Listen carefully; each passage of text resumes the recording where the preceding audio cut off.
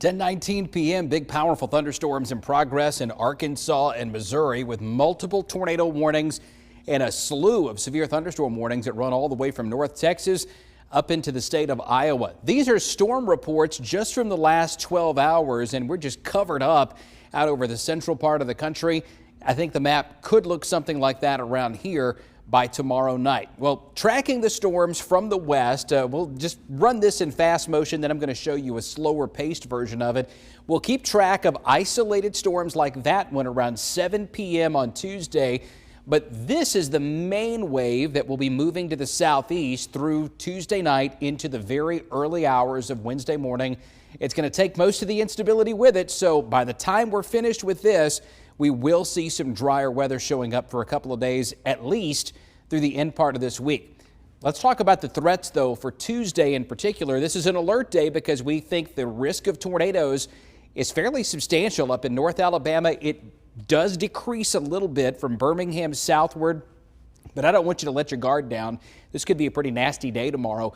Large hail, damaging winds, probably the highest, most common factor with storms tomorrow, and they should be moving fast enough that flash flooding is at a minimum. So when does this stuff get started? Well, the impacts at noon, no problem. It's just breezy and hot and sticky outside. Low chance of a shower at noon.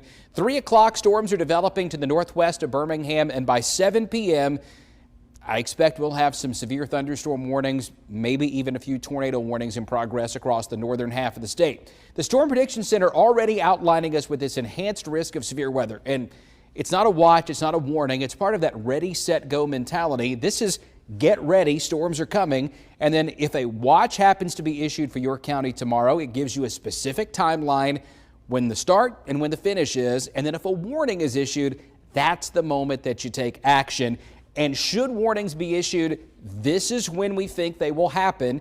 4 p.m. to 10 p.m. over northwestern Alabama, including Cullman County, Winston, northwestern Walker, and into Marion County, Huntsville, Decatur, the Shoals up in that region. So if you're traveling northbound, you're going to want to be on guard a little earlier.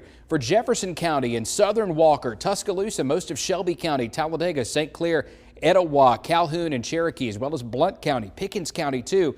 About 6 o'clock at the earliest to about 1 o'clock on Wednesday morning at the very latest. So think of it this way, not lasting this whole time, but as early as 6 to as late as 1 a.m. As early as 9 o'clock around Clanton and Rockford and Ashland in Clay County. So like I said, we're going to slow this down and show you a slightly different version of this data. This coloration here, that's tornado potential. 1 o'clock tomorrow afternoon, we're on the low end. But we are combining a spring-like storm system with almost summer-like heat and humidity. And when that happens, things can start to get pretty nasty in a hurry. Notice how the colors get brighter here. We're moving up the scale a little bit. Now, look, this is not March 15th over again.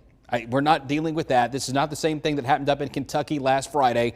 But individual storms like that one pose a problem because the environment continues to get better and better in favor of tornadoes. Not in our favor, not better for us, but better for the thunderstorms to feed off of. And by 8 p.m., look at this. I mean, we're getting way on up the scale here, especially in Cullman and Blount, Walker, Winston, Marshall, Jackson, Madison, DeKalb counties.